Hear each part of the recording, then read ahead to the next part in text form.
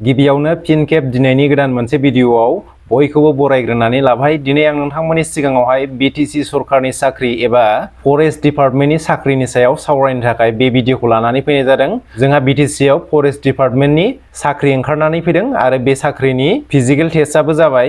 बेजों लोगोसेनो दायो समाजारि बिजोङाव गोसारबाय थानाय BTC नि फरेस्ट डिपार्टमेन्टनि साख्रियाव मोनफ्रोम पस्टनि थाखायनो रां लाखाजोब्बाय होननानै ससियेल मिडियानि गेजेराव गोसारगासिनो दङ एबा गोबां लाइमोनफोरखौनो कमेन्ट खालामनायखौ नुनो मोननाय जादों। दा बैफोरखौ लानानैनो दिनैनि भिडिअआव नोंथांमोनजों गुवारै सावरायलायगोन। बेनिखायनो नोंथांमोना भिडिअखौ स्किप खालामाजासे जोबजासिम नायलांगोन होननानै आसा खालामनाय थाबाय। भिडिअखौ जागायजेननायनि सिगां बयनिसिमबो गुरै खावलायनाय, नोंथांमोना आंनि चेनेलाव गोदानब्ला सिगाङावनो साबस्क्राइब खालामनानै लाग्रोब्लानो जाबाय, जाहाथे आंनि गोदान आपडेटफोरखौ मोननो हायो। थौदो बिदिब्ला दिनैनि भिडिअखौ जागायदिनि। BTC सरकारनि फरेस्ट डिपार्टमेन्टआव साख्रि ओंखारनानै फैदों।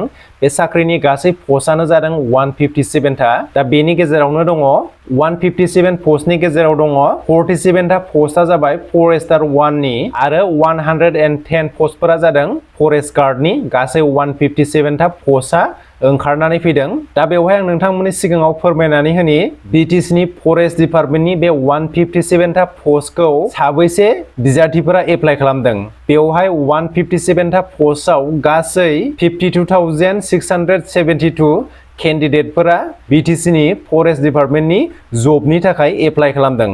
नोंथांमोना साननानै नायदो, गासै 157 था पस्टआव टटेल केन्डिडेटफोरा एप्लाइ खालामदों 52,672।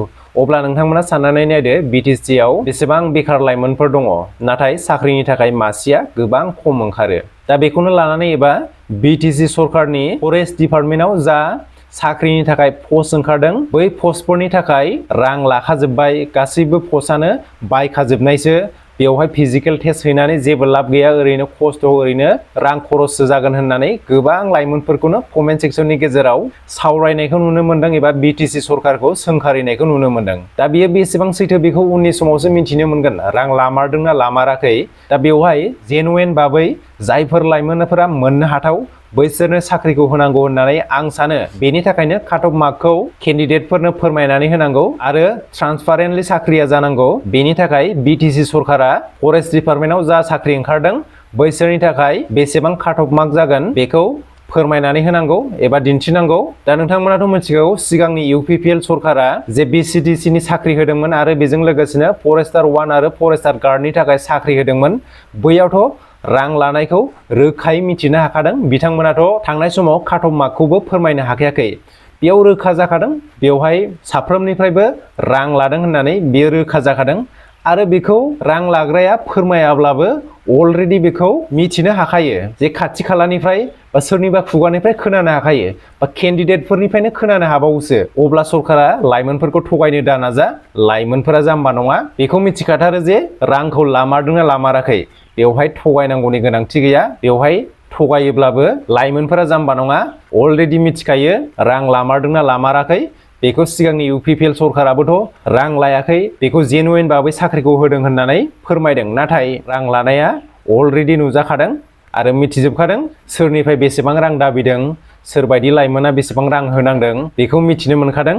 दा बेवहाय क्लियार जाखादों, थांनाय UPPL सरकारा BCDC साख्रि आरो फरेस्टार साख्रिनि थाखाय रां लानायनि गेजेरजोंसो साख्रिखौ होबोदोंमोन, जायनि थाखाय बिथांमोना बेनि फिथाइखौ मोननो हादों। लाइमोनफोरा दुखुजोंहाय UPPL सरकारनो बिसायख'थिनि समाव भटखौ होआखै, जायनि थाखाय बिथांमोना बेनि फिथाइखौबो मोननो हाखादों जे बिथांमोना थांनाय BTC इलेक्सनाव जोबोद गाज्रि जेननो गोनां जादों। दा बेनो गुबै जाहोना। दा बेनिखायनो दायो BTC आव BP एबा सरकार सालायगासिनो दङ। दायो बेनि गेजेरावनो BTC नि फरेस्ट डिपार्टमेन्टआव 157 था पस्टनि थाखाय साख्रिया ओंखारनानै फैबाय। दा बेवहाय गोबां लाइमोनफोरानो एप्लाइ खालामबाय। आं नोंथांमोननो बेखौबो फोरमायनानै होखांबाय। गासै 52,672 केन्डिडेटफोरा बे साख्रिनि थाखाय एप्लाइ खालामदों। दा बेवहायनो गोबां लाइमोनफोरखौनो फेसबुक पस्टनि गेजेरजों एबा बे साख्रिनि सायाव जायफोर दैदेनगिरिफोरा बाथ्रा बुंगासिनो दङ, बेनि कमेन्टफोराव नायोब्ला नुनो मोनोदि साख्रिफोरा गासैबो जायफोरा रां होदों बैसोरनि थाखाय बुकिं जाखाजोब्बाय। दा जायफोरा फिजिकेल टेस्टनि थाखाय गोबां खस्थ' खालामगासिनो दङ एबा खस्थ' खालामबाय, बैसोरो जेबो लाब गैया, ओरैनो रां खरसा जाबाय बा ओरैनो रां खरसा जागोन होननानै बाथ्रा बुंबाय थानायखौ नुनो मोननाय जादों। दा थारैनो बेनि आन्दोआव मा दङ? थारैनो BTC सरकारा फरेस्ट डिपार्टमेन्ट साख्रिनि थाखाय रां लाखाजोब्बाय नामा एबा बुकिं जाखाजोब्बाय नामा? बेयो मोनसे गोख्रों सोंथि। दा बेखौ सासे CSB बर्डनि मासिगिरि बिथाङा फोरमायनायखौ आं नुनो मोनदों। बेवहाय थाइसेबो रां लायालासिनो जेनुइन भाबै लाइमोनफोरनो साख्रिखौ होगोन होननानै बेबायदि बाथ्रा बुंनायखौ नुनो मोननाय जादों। नाथाय थारैनो रांखौ लामारदोंना लामाराखै बेयो उननि समाव रोखायै नुजाखागोन। बेखौ सरकारा थगायनानैबो लाब गैया। लाइमोनफोरा जाम्बा नङा, बेखौ जिखुनु जाया मिथिनो मोनखागोन। थारैनो रांखौ लामारदोंना लामाराखै बेखौ अलरेडि मोनथिनो हाखायो। सोरबायदि मानसिनिफ्राय बेसेबां लाख थाखा बिदों, सोरबायदि लाइमोनाव बेसेबां रां दाबिदों बे फरेस्टार साख्रिनि थाखाय, बेखौ मिथिनो हाखायो। सरकारा बेवहाय थगायलायनांगौनि गोनांथि गैया, बेयो अलरेडि नुजाखायो। दा बेनिखायनो आं BTC सरकारखौ खावलायनो सानगोन, जेनुइन भाबै साख्रिखौ हो। गोबां लाइमोनफोरानो खस्थ' खालामो, लाइमोनफोरनि लाइफजों गेलेनाङा। बिनि थाखायनो जायफोर लाइमोनफोरा मोननांगौ आरो जायफोर लाइमोनफोरा बै साख्रिखौ मोननो हाथावना, बैसोर लाइमोननोल' बे साख्रिखौ होनांगौ होननानै आं सानो। नाथाय सिगाङावनो नुनो मोनबोगासिनो दङ BTC नि साख्रि होनायखौ।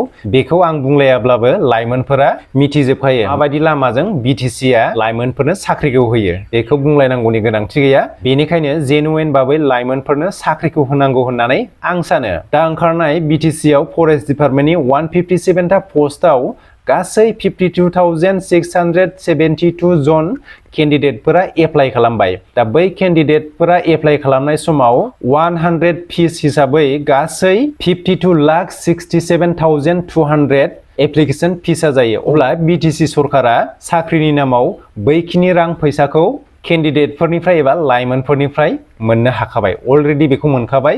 दा होनब्ला साननानै नायदो, लाइमोनफोरनिफ्राय अलरेडि 157 ता पस्ट दिहुननायनि नामावहाय गासै 52,67,200 एप्लिकेसन फिस हिसाबै लाइमोनफोरनिफ्राय बे रांखौ मोननो हाबाय।